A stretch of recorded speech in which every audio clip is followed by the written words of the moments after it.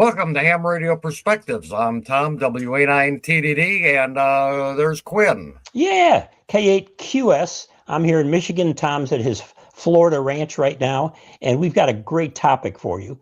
We examine ham radio history, technology, and culture. This is about ham radio culture in particular.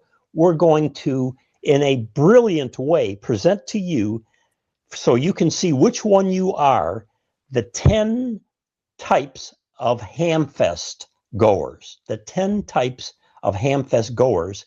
And through Tom's brilliance, we have done this as different types of birds. This is better than what you can get on AI, believe me, gang. The 10 Hamfest goers, each one as a bird. Okay, the first type of Hamfest goer is the hawk. He gains early admission as a seller. He gets that table, gets in there early, and he runs and sweeps around through the aisles to grab all the good deals on stuff to resell at his table even before the Hamfest begins. That's the hawk. All right. And number 2 is the bald eagle. He also flies into the Hamfest as soon as the doors open, looks around for the best deal on a specific piece of equipment that he wants to carry back to his shack or his nest. Yeah, you see him fly in the door when it's open. They grab the things that they want and they're gone. They don't stick around for coffee, nothing else. They don't even like the doggone donuts, these guys. Okay, Hamfest goer number 3 is the teensy little sparrow, the sparrow that hops around the ground.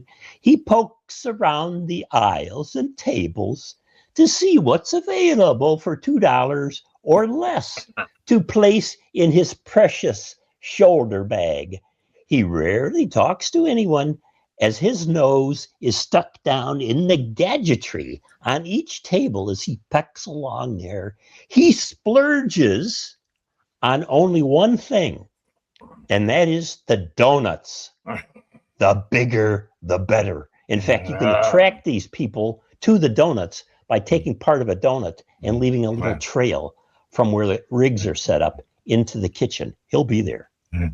Okay, number 4, we have the Hamfest Vulture. This is the guy that so slowly circles around the tables, waiting until the near end of the Hamfest. Then he makes lowball offers on equipment, and owners might not want to haul home. He's the carrion bird of Hamfest. The carrion bird. Right. That's good, Tom. Okay.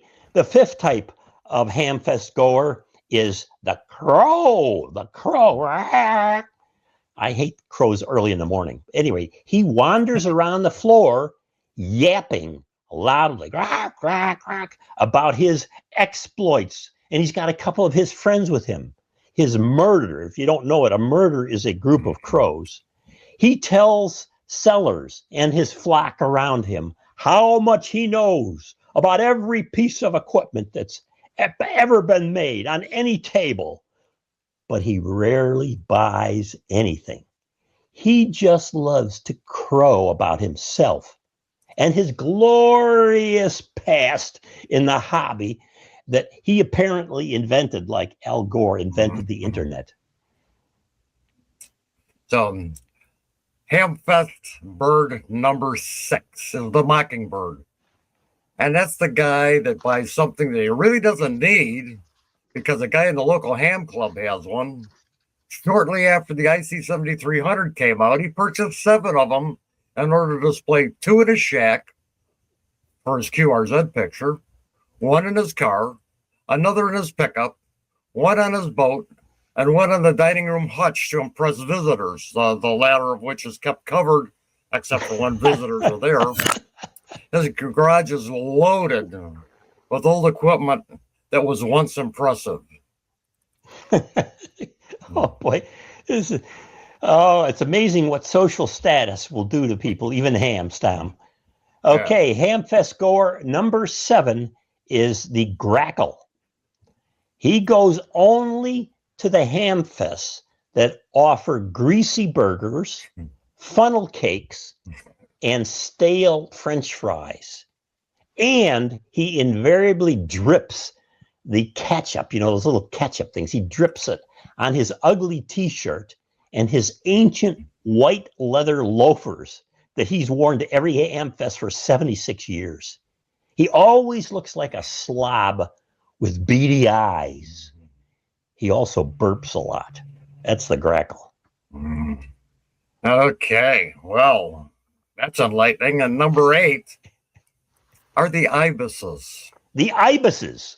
The ibises. If you don't know what an ibis is, look them up. These are the common flocks of similarly garbed Hamfest goers that frequently stroll through the aisles, backing up traffic while slowly looking at the stuff on each table, commenting among themselves, slowing down everybody behind them, and ticking off the sellers because the real buyers can't see the junk on their tables. Those are the ibises, Tom. They just move around in this flock. I don't know what a flock of ibises is called, but you have them at every Hamfest. I had a little bit of challenge last week at the Hamfest where when these guys were out in front of my tables, I had to go out there and kind of move them along. Say, sorry guys, could you just move down a little bit here so people could see my high quality equipment? All right.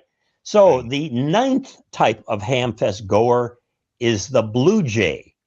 The blue jay goes to Hamfest merely to gaze at the bright, shiny objects that are sold by vendors of coax connectors, and the blinking LED call sign badges. Oh, ugly, ugly.